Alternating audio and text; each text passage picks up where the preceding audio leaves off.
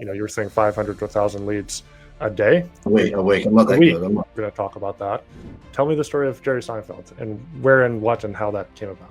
We chased Jerry Seinfeld for about 6 months. Eventually we got to him. And when I eventually said to Jerry, why did you say yes to this? And this guy had been to one of my song and dance seminars, and I'm up there telling the world I know everything. And anyway, he says to me at the end of the seminar, look, I'd like to use your services. And I drove up to his turf farm and I said, what's your issue? Can you see the grass over the mountains there and the grass over the mountains there? I said, yep. He said, that comes in about 5 miles worth of grass. And I said, well, who's your target audience? What do you think would their happy meal toy be? And he rings me about 3 or 4 days into it. And no, 6 days into it, we have a problem. What's the problem? He said, we've got no more grass. I said, what? It's about 6 months out from COVID. I got a call from an international travel company for why don't we join forces whereby you sell this package of vacations. Yep. And I said, yeah, absolutely. So that's what we did. We launched 6 months out from COVID. The thing went nuts, absolutely nuts.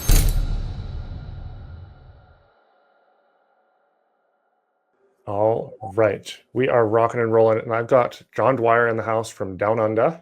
That's about the best Australian accent you're going to get from me from the whole show. John, welcome to the show. I'm really excited to chat about a variety of topics, but marketing in general, as this episode and podcast is all about, is marketing outside the box. And you've done that really well. Can you give people a little bit of a highlight reel of you?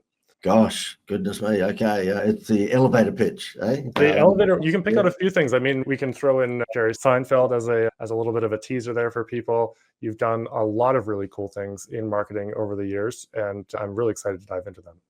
Yeah, look, I guess, Lewis, the difference between what we specialize in and what a normal advertising or marketing agency is that if you go to an advertising agency, they will say, look, we're going to help you build your brand so that people will taste your product. When you're in the direct response game, it's the opposite. It's we'll get them to taste your product so they'll fall in love with your brand.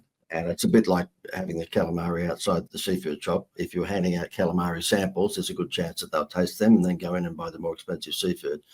Yeah, so I really would, I've been doing this for 1,000 years. I think we kicked the business off in the 1800s. And yeah, it's been an interesting ride because, when people say to me, look, what's the difference between now and then? I say not much at all. I mean, obviously AI has brought an incredible difference in terms of the speed and the technology, but really the principles of attracting the right target audience to your honeypot, the principles are the same. And, what we're doing now is a lot of the things that we used to do through newspaper and magazine, we're now doing, through social media platforms. And of course, AI, I've become really lazy. I think the last time I wrote copy was about 2 years ago. So, well, if you feed it enough of your own copy, it starts to sound like you. For our audience, which is a lot of home service people, tradies, as you call it, in Australia there, what is direct response marketing? And I think my follow-up question would be, how has that changed over the years? Have people gotten tired of that, or is the same, are people still people and they're just curious? Yep, people are still people. And where it used to be perhaps a George Foreman barbecue on a 3-minute infomercial on morning TV, and it still is, by the way. I mean, that hasn't gone away completely.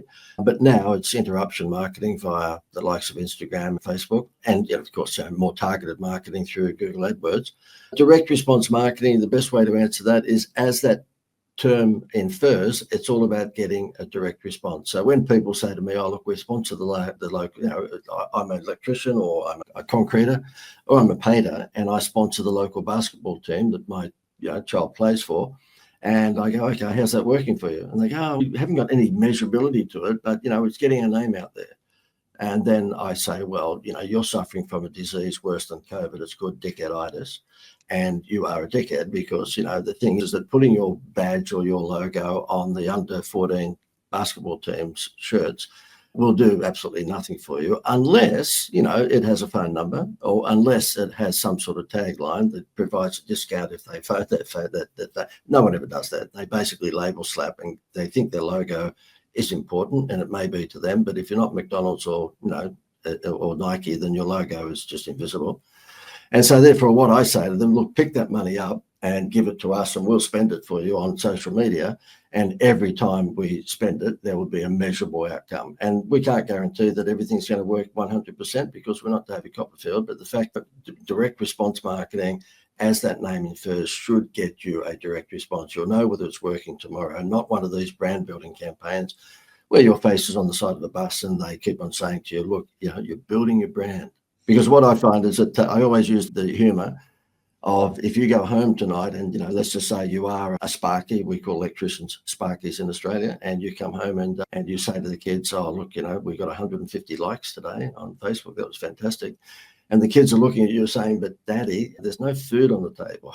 So there's so many people, and particularly in the trades, because I see it all the time, they fall into that category of adoring vanity metrics. And when it's all said and done, you cannot feed the family on vanity metrics. You can't feed the family on likes and shares, that's for sure. Yeah. There's so much to be said about that, but I want to dive into some of the meat here. I'm going to dive into Jerry Seinfeld right off the bat, and then we're gonna go into some really cool stuff. We were chatting off air there quickly. There's some ways that you guys have taken direct response right to Facebook for people in the trades, and so we'll talk about that and some ways that people can get. You were saying 500 to 1,000 leads a day. A week. I'm not that good. I'm not. A week. Okay. Let's get realistic. Still a crazy amount of leads off of a promotion that they're running. We're going to talk about that. So I'll use that as a cliffhanger, which is crazy because we're about to talk about Jerry Seinfeld. Tell me the story of Jerry Seinfeld and where and what and how that came about. It's a story that came out about a dozen years ago, and I've milked the SHIT out of it for a dozen years, as you would, of course. Whenever any of my buddies will say to me, look, I see you on Facebook, and I saw, again, something about when you worked with Jerry Seinfeld. And I said, well, if you did it, wouldn't you milk it?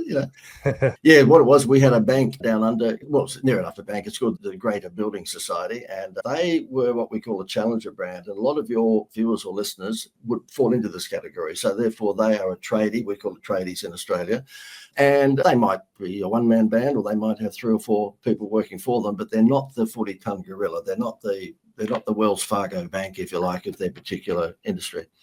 And I always say to those people, look, if that's the case, then you are a challenger brand. And Richard Branson is used to being a challenger brand, because when he brought his Virgin Airlines into various countries around the world, he was challenging the number one brand. In Australia, he came to Australia, whatever it was, 30 odd years ago, and he was challenging Qantas. Our national airline is Qantas. And brilliant marketing, whether it was from him or his agency, I'm not sure, but the marketing was keep the air fair. So therefore, he was inferring that Qantas have been ripping us Aussies off for a lot of years, and it was very clever. He was a challenger brand, so he challenged them.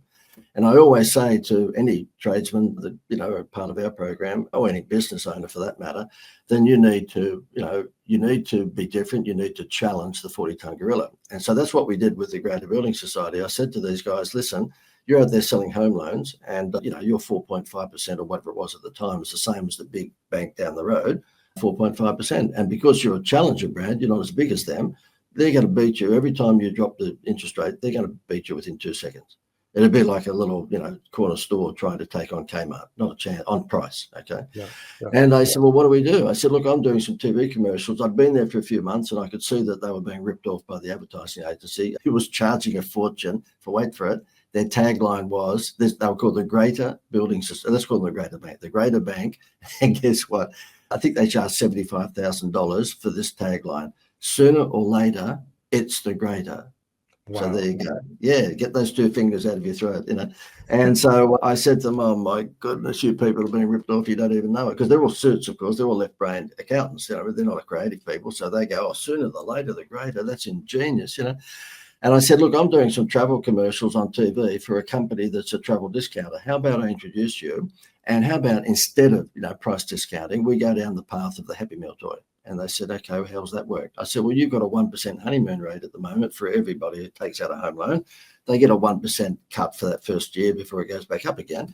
Every bank does that. Why don't you pick up that 1% and give it to the travel company, and they'll give you an unbelievable vacation for that 1%. So it's cost neutral. It's not like they had to go out and pay anything, Yeah. So that's what we did. We came on television and social media, and in the first 3 months, they doubled their home loans. We're talking billions, by the way, not millions. And then within the first year, they tripled their home loans. And this idiot who you're talking to charged a consultancy fee instead of a percentage. That one quick. I'm not very smart at all. And so about 3 years into this, when we had really scooped up all the low-lying fruit, because it was just stealing candy from a baby, we went to the next level. And so therefore, a buddy of mine was using Billy Connolly to do some ads for him. And I said, what do you do? He said, oh, we just pay him $1 million wherever he is. We jump in a plane and go and do the commercial. I thought, okay, well, that's a good idea. So that's what we did. We put a survey out to all of the members and non-members of the bank, and we said, look, we're a cheeky brand. And they were. We'd created a bit of a cheeky sort of personality. Who do you think that would be a sports person or an entertainer that would be actually a good, patron or spokesperson? And I was hoping it was an Australian TV personality. That would be easy to get. Guess who came up number one? Yeah. So we chased Jerry Seinfeld for about 6 months. I found out his manager's name was George Shapiro, and he lived in, Hollywood and all the usual stuff. So, yeah, eventually we got to him. And when I eventually said to Jerry, why did you say yes to this? Because it's a relatively modest-sized bank down under, and you're used to dealing with Microsoft. He said 2 reasons, JD. He said, number one, I love Australian sense of humour. It's a bit cheeky, and that's what we do. And he said, number two, I never thought you would go away otherwise. So I told him my motto was persistence beats intelligence. So anyway, we came on TV with Seinfeld, and he told everyone, get a home loan, get a free vacation. And of course, you can imagine what happened. It just went through the stratosphere. And again, I was not getting a percentage. I was getting a monthly fee. Well, that's interesting. Lots of nuggets there. You kind of said you went about the Happy Meal, direction. For our kids, it's Wendy's right now. And they go to Wendy's because they never know what they're going to get in their meal. And that's exciting. For the home loans, it was vacation. Very, very interesting. Can you turn around? I don't want to diminish Jerry because we're going to get back to him in a second, because there's a whole nother story about persistence there. But while we're on the topic, can you segue right into what is a home vacation that a tradie can give away, that a home service person can give away? Let's take a plumber or an electrician. This is going to sound like it was set up as an infomercial. They just give away a vacation. Simple. Okay. What happened as a result of Jerry Seinfeld coming on TV in Australia every night and social media saying get a home loan and get a free vacation, it's pretty hard to keep that a secret. I mean, it was already a success for 3 years before that, where it was just get a home loan, get a vacation. But in the instance of Seinfeld, we had global coverage. I mean, there was, when it launched, it was on 60 Minutes in America. It was on Current Affair. It was all Seinfeld had come out of retirement, apparently, to do this campaign. And that was BS because he's running around Vegas doing all of his stuff all the time. But this was the first TV thing that he'd done for a while, I had to say. Yeah. And by the way, he didn't have a website at the time. And I'd be going backwards and forwards to New York. And we shipped over all of the Greater Building Society signage for their branches and so forth. And there was an empty shop in a little country town not far from where he lives in the Hamptons.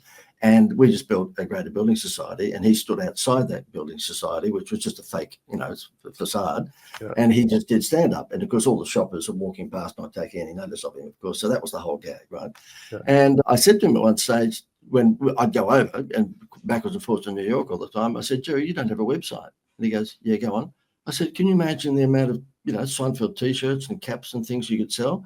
And he had his reading glasses on at the time, and he put them down just like the school principal does when you've been naughty at school. And he said, JD, do I look like I need to sell any caps or T-shirts? I said, I forgot. You've got more money than God. Yeah. And so what happened is that, really, I guess what came out of that is just, look, it was already a very successful Happy Meal toy before he came on board. But then when you put him together with the Happy Meal toy, of course, it went through the roof. Mm-hmm. With tradesmen, what I find is that they're very good at their trade, and they're a bit like a doctor or dentist. They've gone through and done their apprenticeship, and they are a fantastic technician, but no one's ever taught them how to get customers. And it's amazing how many people we get, and look, you're in the same game, so therefore you probably get it too. They say, look, we are the best dentists in town, but we just don't know how to get patients. And so what we say to them is, listen, if you have a unique wow factor, and Apple does, because the iPhone still, in this day and age, is still unique, you don't need me. I mean, you've got an organic wow factor built into your product, so you just need to get out there and beat the drum more. If you don't have an organic product, then you fall into what I call a category of Me Too. So you're just another Me Too business. You're the same solar panels as the solar panel guy down the road. Then you really need what we have, and that is a creative input into your business whereby you have a Happy Meal toy. And in this instance, about 6 months out from COVID, I got a call from an international travel company. They said, look, we've seen your Seinfeld commercials, get a home loan, get a free vacation. We're a travel company, and we get access to unsold rooms at 4-star hotels throughout Canada, United States, Europe, Australia, the whole shooting match. And we don't know what to do with them because we're not a marketer. And so therefore, why don't we join forces whereby you sell this package of vacations to business owners, and you show them how they can use that as a Happy Meal toy, my words, not theirs, and you just pay us a royalty, like a Disney-style royalty. Yeah. And I said, yeah, absolutely. So that's what we did. We launched 6 months out from COVID, and we said to businesses, look, you can get 50 of these vacation vouchers. And what we will do is that we will give those to you so that you can give them away as a Happy Meal toy when somebody uses your Sparky services or your plumbing services or your concrete service, whatever it may be. The thing went nuts, absolutely nuts. And I have to apologise now, Lewis, because I was the cause of COVID. What happened, money was just pouring in because we would get on Facebook and say, how would you like the world's #1 Happy Meal toy? And of course, business owners would just throw the money at us and say, look, I want that Happy Meal toy, which is a free vacation. By the way, we give the businesses the free vacations. They're normally $97 each, and they're worth about $1,000 because it's 3 to 7 nights accommodation at a 4-star hotel. But what we do when we're on things like this, we give a 50% break on that. So therefore, people, if they want to do this, they can get it to 50% off. And if you don't mind, I'm going to sound like an infomercial, just go to vacationsincentive.com and you'll see it all there. So what happened, this thing was, money was pouring in and my head got too big. And I said to my wife one morning, you know what? Our 6 millennial kids had all left home. I think one was left at the time, but he wasn't our favourite child, so we didn't care whether we moved away from him.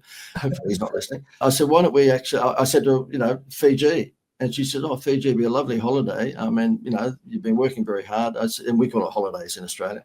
I said, forget the holiday, buy the island, right? So therefore, God was watching. My head got too big, and then he decided to teach me a lesson and bring my head down to proper size. He thrust COVID upon the world. So this idiot who you're talking to at the moment had a retirement package for the first time in his career, and it was based on travel. First time in 100 years you could not travel. So wild. Yeah, you definitely did cause COVID, and I'll hold you to that. So we sat on our hands. We sat on our hands for 2 years. Yeah. Yeah, I was going to ask, how did that go? That must have really put a damper on things.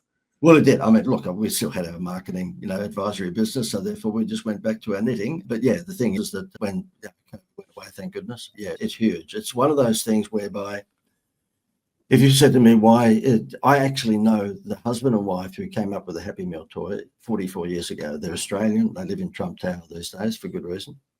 And they said to me when I asked, why does it work? Aside from the fact that they borrow other people's equity, so therefore it's a Marvel or Disney toy or whatever it may be, that toy cost them 22 cents in China. And so they pay the Chinese factory 22 cents, and that toy is valued at Kmart at $5.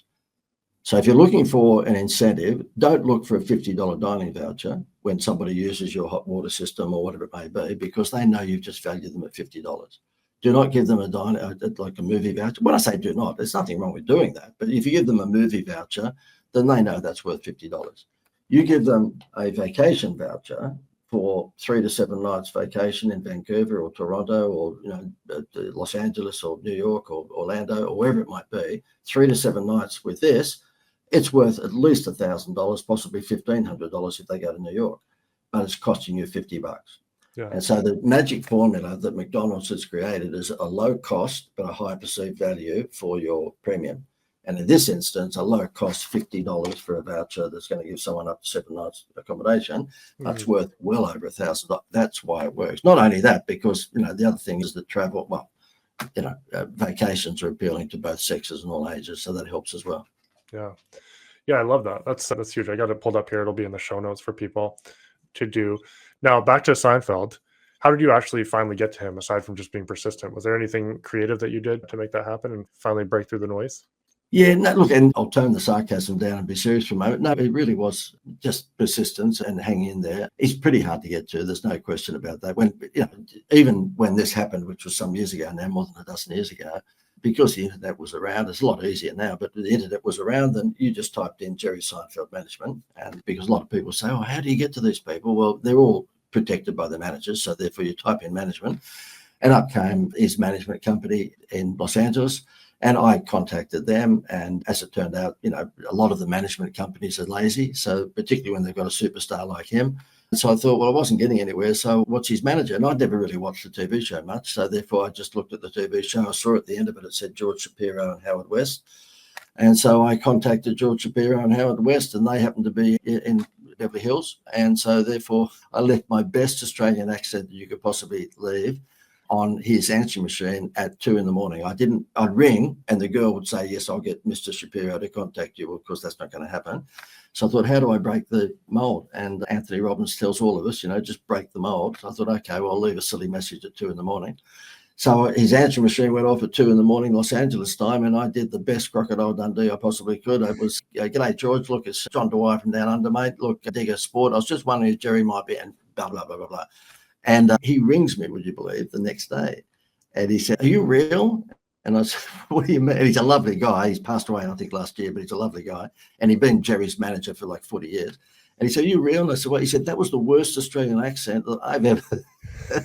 I said, I tried to put it on so I attract attention. And he said, well, you attracted attention because that was just stupid. You sounded nothing like, Crocodile Dundee. He said, tell me, what do you want Jerry to do? And I said, whatever he wants to do. And I found out the secret with all of these personalities, if you're going to get someone like that, I know most of your audience won't be doing this, but nonetheless, if you're going to get a sportsman or, a celebrity to do something, just make it really easy. Don't make it hard. And I said, look, you just tell Jerry, we're willing to, pay within reason, if he just wants to do whatever he wants to do. If he wants to, do it on a boat, we'll do it on a boat. If he wants to do it in his lounge room, we'll do it in his lounge room, because we just wanted to exploit the name Jerry Seinfeld. Yeah. And as it turned out, he was the one that came up with the idea. Look, why don't I just stand outside the branch and pretend I've come back from, a short retirement. I'll tell jokes and no one gives a shit. Basically, they just walk past me, and that's what we did. Yeah, that's what we did.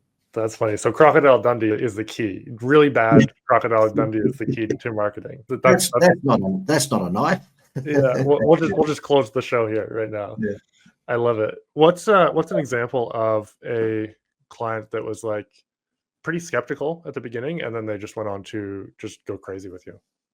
I think probably one of the best. I mean, we've, my thing is the instituteofwow.com. I'll put a plug in for that. And whenever anybody says to me, look, what's your philosophy on all this sort of stuff? And I say, look, I've got a few wrinkles these days, and that with wrinkles comes wisdom. So therefore, we've made every mistake you could possibly make.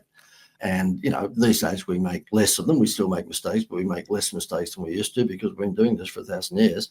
And I always look at judging someone on their history rather than what they say might be their future. And so on my website, the instituteofwow.com, there's a case studies tab up the top. And I say to people, jump on that and you could be there for another day or two, because it's case study after case study. Did I put anything in there where it was our failures? No, I didn't do that. I thought that was not a good idea. So it's basically what Paul McCartney does. It's hit after hit after hit after hit. So if anyone wants to have a look at that, just go to the instituteofwow.com and you can actually have a look at the case study section, and you just probably will be there until tomorrow. And one of them stands out, and it's a turf farm. And they sell grass, okay? Not the sort that you're thinking, but turf as in the front yard and the backyard. And this guy had been to one of my song and dance seminars, and I'm up there telling the world I know everything. And anyway, he says to me at the end of the seminar, look, I'd like to use your services. I said, go down the back of the room and we'll have smoke coming out your credit card, just like you do at every seminar. And he said, righto. He said, can you visit my turf farm? And I went, oh, gosh, where is your turf farm? Well, fortunately, it wasn't that far away from where I lived. It was up in the mountain range, but nonetheless, that's what I did. I live on the Gold Coast in Australia, and everyone thinks that's only beaches and theme parks, but there is a country section. And I drove up to his turf farm, and I said, what's your issue? He said, can you see the grass over the mountains there and the grass over the mountains there? I said, yep. He said, that comes in about 5 kilometres or 5 miles worth of grass. And he said, I've got to get rid of it before the season ends, because I want to replant for spring and, go with that. And I said, well, who's your target audience? And he said, well, it's not mum and dads, because they would buy just one front yard and one backyard. And he said, it's tradies, basically it's landscapers, they'll buy, 3 or 4 homes at the same time. I said, okay. And he said, what about your holiday thing? He's seen the vacation thing on TV with Seinfeld. And at that stage, no one had contacted me giving me vacations for $50. So I said to him, okay, well, if you're after tradies, you're after landscapers, what do you think would their Happy Meal toy be? And he said, I don't know, you tell me. I said, beer. They're 99.9% men, so therefore beer. And that's I thought you were going to say they were 99.9% made of beer. Yeah, well, there's a good chance, some of it. And so that's what we did. We came out with a campaign, and we said, look, for every 500 square meters of grass, which is a normal home's front yard and backyard, we will give you a carton of not normal beer, but prestigious beer. Normally the beer that people in suits would drink, okay? And that's what we did. A carton of beer was 24 bottles, and whatever it was at the time, it might have been $50, $60. And what we did is that because, the target audience being tradies were not online all the time. It probably now it's a bit different because this was a dozen or so years ago. But at the time, we thought, okay, we'll send out mail. So we just rented a mail list. A lot of people don't realize you can do that, but just rented a mail list of tradesmen in that area. And we sent out a brochure which basically had a tradesman with beer all around him. And it just said, for every home's worth of grass you get from us, we'll give you a carton of beer. And he rings me about 3 or 4 days into it, and no, 6 days into it. And he said, JD, we have a problem. Houston, do we have a problem? I said, what's the problem? He said, we've got no more grass. I said, what? He said, we're buying grass from other turf farms to keep up with the demand for the beer. So he said, your Happy Meal toy has now overtaken the hamburger. And I said, right, okay. So he said, look, I'll give you an example. He said, one guy who was the biggest pain in the ass client would always ring me and say, how much per square metre? And I'd say, look, it's $5.20 per square metre. He'd tell me he'd get it down the road for $5. I'd have to drop my price to $4.80 and so forth. He rang up, he said, immediately he got the brochure and said, I want 18 homes worth of grass. I don't care when I get the grass. I've got a party on Friday. I need the 18 cartons of beer. That's amazing. So the whole idea of this thing, I mean, when I sold this to the bank down under, I threw a Happy Meal toy box in the middle of the boardroom table. And you can imagine an actual literal Happy Meal toy. Yep. Exactly. Yeah. And I think I'd been to one too many Anthony Robbins seminars where he says, do something silly to break the mold, So therefore I'd been there as a consultant at the Building Society for about 2 months. And I could see the agency, the advertising agency was just ripping them off blindly. I was like, their logo was a triangle, seriously, just a triangle with a little squish on it. That was 75 grand. I think everything was 75 grand, And I said to them, they didn't have a cash register that took anything less. No, exactly. Ka-ching. And I said to them sarcastically, and of course my sarcasm didn't work so much with, left-brained accountants. But I said to them, look, you paid $75,000 for a triangle. What, were all the circles gone and the squares were gone? I mean, what made this worth?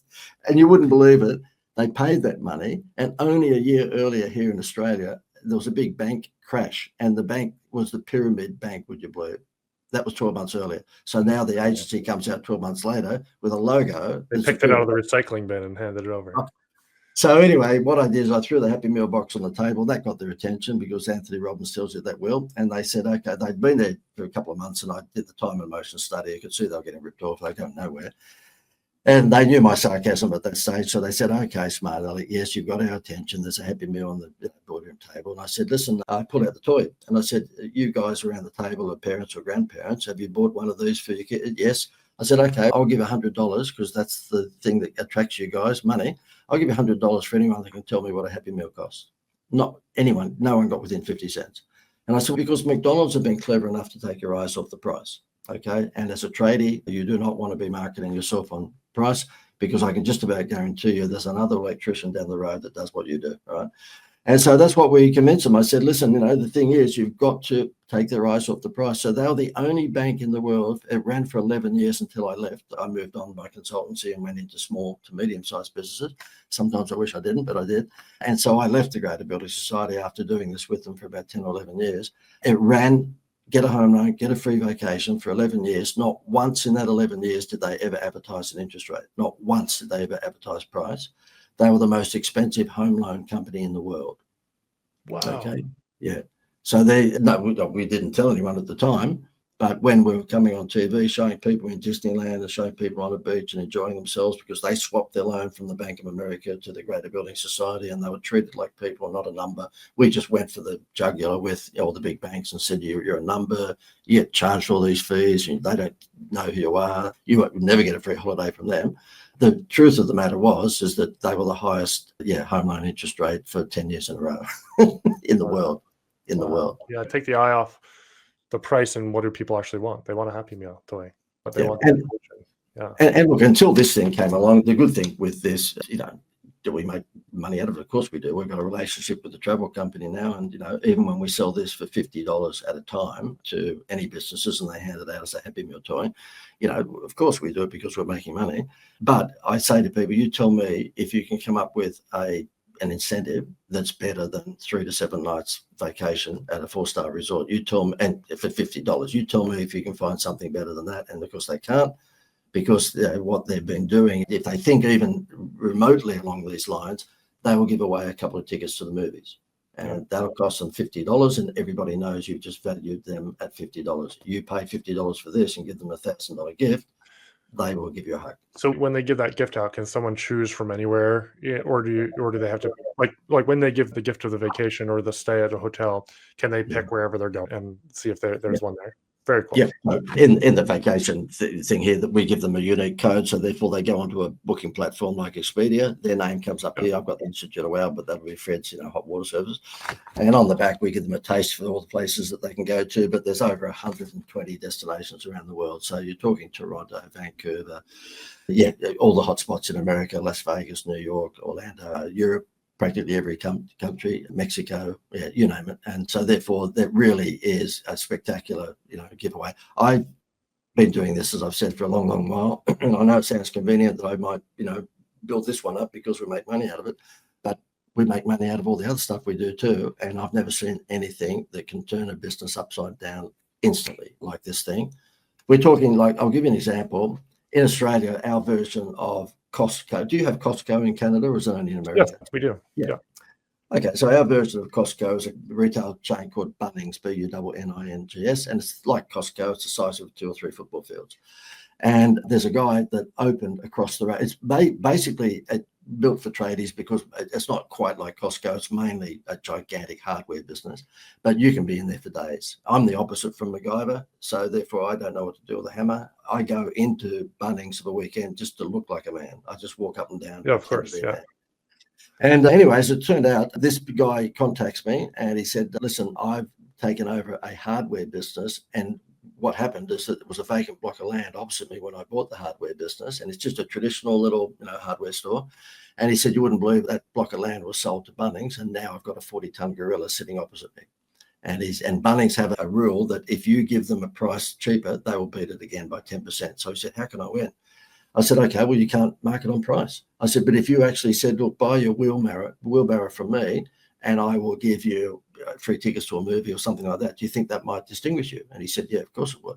I said, well, even if you did that, then Bunnings across the road would take 6 months worth of committee meetings to work out how to beat you, because it's a giant 40-ton gorilla. So that's what we did. We did this. We said, look, come and spend $1,000 with him. So therefore, in a tradie's instance, I would suggest they might like to do this too. Spend X dollars with me, because if you've got multiple services as a builder or as a kitchen renovator or whatever it might be less confusing if you say, look, just spend $1,000 with me on kitchen renovations, whatever it might be, and I'll give you a free vacation. And that's what he did. So he said, spend X dollars with me and I'll give you a free vacation. Bunnings was sending people with secret cameras into his hardware store trying to find out what the hell was going on. He doubled his turnover within, and you might say, oh, but had his turnover dropped considerably from what it was before Bunnings? Yes, of course it had. But he doubled that turnover back to being at least 20% more than what it was even before Bunnings came along. Wow. Within 2 months. So what we're talking about, if you do this properly in a direct response marketing way, it is instant. It's not one of those, slow growing thing. Eventually I'll get my, I'll build up my revenue. This thing just gets turned on like a tap. Very cool. Lots of wheels turning in my head. We got to wrap up here soon. I'm going to do a little bit of a fire round, and then we'll finish off with the direct to consumer, direct response Facebook ads there. If you had to pick one principle that underpins every WOW campaign, what would it be? Look, this will sound like I haven't got anything else to say because it's just on the back of what I just said, but really, never advertise on price. Never, ever advertise on price, because not only will that bring in the wrong crowd, but of course, the moment that you advertise on price, if the guy down the road is a little bit savvy, then he's going to probably beat you within 5 minutes. Yeah. And when I say don't advertise on price, really, we specialize on showing people how to take their eyes off the price. What I thought, Lewis, you might like to showcase, and people can steal this idea and not use it, not use us at all. They can just steal it. I mean, most people sort of, if they've got a sore tooth, they go to a dentist. And so therefore most people go, look, you just do it. But remember, before we turned the record button on, I was telling you about the Facebook contest formula, which is perfect for trading. Yeah. This came about because a couple of years ago, I was doing a seminar, so I'm up on stage doing all the dad jokes. And at the end of it, towards the end of it, this guy said to me, look, I've got an aluminium fence business. I said, if you scroll there, just stop there if you don't mind, mate. Yep. And I said, okay. And you guys pronounce it aluminum, but we pronounce it an aluminium fence business. And he said, look, I've, demographic targeted the older homes because they had a fence that was falling down and put letterbox drops, and I've done the Facebook, but nothing's working. And I said, that's because when I looked at his ad, you are clearly suffering from dickheaditis. And he said, righto, smart aleck, why? I said, you've shown features, not benefits. Nobody buys features, they buy the benefits. And, if it was a weight loss program and they just showed their product, then, they would just show a bowl of rice, because that's all you should eat if you want to lose weight. But they don't. They show the lady who's not feeling good about herself and she might be overweight, and then 4 weeks later, she looks like a supermodel. So in your instance, it's built for before and after, and you've only given the after. I mean, nobody's going to get hard nipples over looking at aluminum fence, for God's sake, So he said, all right, smart aleck, what do you do? I said, leave it with me and we'll take it over. So we took over his Facebook campaign, and you'll see on the right, we ran the ugliest back fence in Australia contest. So we zeroed that Facebook campaign into suburbs that had 25, 30-year-old homes. And so they had the old wooden fence that was falling down. It was likely that they might. They took a photo. Not only did they glow in the dark, and by the way, the whole idea is that you would win an aluminum fence makeover, okay, which would cost. Yeah, so here's your chance to win a 5K back fence makeover simply by photographing your back fence and posting it to our Facebook page. You got it. And so he got 6 months. I think the headline, if you scroll down a little bit, the headline tells you the whole. Oh, sorry, the other way, mate. The other way. Yeah. Yeah, there we go. 6 months worth of hot leads in just 3 days. Oh, wow. So we spent $702 in 3 days and turned that off. He had 6 months worth of leads, and they're not just leads; they're red hot leads of people saying, "Take my money. I need a new fence because I've just shown you a photo of the old one." So we started doing that for kitchen renovators as well. The ugliest kitchen in Australia contest. The ugliest bathroom. It doesn't really matter. You can just play that game. And then we thought, look, why make them work for it? Okay, why make them go and get the camera and have to upload that? So therefore, what we've got now, and as you see, it's fbcontestblueprint.com. If you come down to that dentist one, that's the most stunning one of recent time. This is only 2 months ago. Okay, this dentist in Australia from Perth said to us, listen, I'm after rich parents that have got children with crooked teeth. So I said, right. And so we ran that Facebook campaign there that you would win Invisalign braces for your child. And so therefore you just simply click that, you go through to a landing page. We interrogate you on the landing page to make sure that you're real and that you do have teeth. And you could win the $4,000 or $5,000 Invisalign braces for your child. He got he spent $30 a day. That story on the right-hand side there tells you he spent $30 a day on Facebook, or we spent $30 a day for him. And in the first week, which is 7 days by 30, so it's $200 odd, he got 991 leads. That's incredible. That's wild. So what happens is that we've now put this together, and it's a really simple formula. It doesn't matter what the business is, but if, of course, your audience are tradies, then you would just give up, even if it's a gift voucher for your particular trade as the prize, and you only need to spend probably $20, $30. It's funny because you've been in the same game. You know that when you're encouraging business owners, your clients, to advertise on social media, the real difficult part is getting them to spend $50 a day. I mean, because they go, oh, we don't want to spend $50 a day. The interesting thing with this is trying to get them to spend less so that they can actually handle the leads, because handling the leads is the big problem that they've got. That's wild. Very cool. And you got some I'll have this in the show notes too. Basically, he's got a bunch of case studies here. You can obviously reach out to him and the team at the Institute of Wow. But some really cool ideas for the DIYers too. Yeah. By the way, that one there, and I'll make it quick. I know we're running out of time, but that's a Wheelie Walker business. So therefore, the guy who runs that is as sarcastic as me. So we have sarcasm fights over the phone. But he said to me, oh, dickhead, do you think that would work for me? I said, mate, I don't know. Your audience are in God's waiting room, so I'm not sure whether they're on Facebook or not. And he said, so that's what we did. We said, win an $800 Wheelie Walker. He insulted me by asking, did we want to do a contra? So I told him I hoped he'd died in his sleep. So we ran that. And of course, they came across to the landing page you see on the right there. They gave us their details. And again, 882 leads in the first week for $40 a day. Wow. And he couldn't. What happened, because his girl got through 100 of them, but she was panting at the end of it. And by the way, the Dr. Evil part of this is, guess what they do? Basically, in this instance, because a lot of these people might not be living at home, they might be in a cared service. It's probably not the best example, but in the dentistry thing, the receptionist rings them and says, look, you entered our contest. You didn't win, but clearly you have a child with crooked teeth. So we've got a special deal that if you actually get Invisalign braces from us by Friday, guess what? We'll give you a free vacation. Wow. So what happens is that we bring the Happy Meal toy in as a conversion tool. Yeah. So many times over, this can be a lead generator, but a lot of times it can be both a lead generator and a conversion tool. And a closer. Yeah, that's wild. Very cool. Well, JD, thank you so much for coming on. Thanks for making the time out of your schedule. This has been really fun. Anything you'd like to leave with the guests of the podcast before we jump? If I could just suggest to people too, is that it's all about the leads. And this sounds self-serving, but when I was asked to write a book, when you do the seminar circuit, you've got to write a couple of books. I've written this one. I've never read it, by the way, but I think there's some good stuff in it. And so in my instance, you think I'm joking, but no. There was at the end of the webinar one time, this guy said, "Oh, JD, chapter 4 of your book, changed my business." And that night I'm in bed and Gail's next to me and I'm reading my book. And Gail said, because I just got it all transcribed, I dictated it, got it transcribed. And of course you get someone to proofread it and that's it. And so I'm reading the book and Gail said to me, "What are you doing?" I said, "I'm reading chapter 4. That's a pretty good chapter." So this is called the avalanche leads formula. And the reason that I highlight this, obviously one to plug that I must have half a brain because I can write a book. But the other one is that it's all about the leads. I mean, I say to people, look, I can help you with conversions, but if you can't convert, seriously, go and get a job. You shouldn't be in your own business. What you really need is leads. And so that's where we do come to the fore. We actually do have a good experience of getting leads. And the reason for that is that I've come from a contest background. We used to do all the scratch bingos for the Murdoch newspapers down under, the monopoly style promotions with McDonald's and all that sort of stuff. And so therefore those clients, because they were corporate, they're after a shitload of leads. They want quick leads and a lot of them. Yeah. So coming from that background, we tend to have a reasonably good understanding of how to get leads. And I just say to anyone who's watching or listening to this, look, conversions, hopefully you can do that because you shouldn't be running your own business if you can't convert. But what you need to do is come up with ideas, come up with strategies that are going to give you a bunch of leads. And the last final one, and I know you don't have real estate agents watching this, but we only just invented this recently.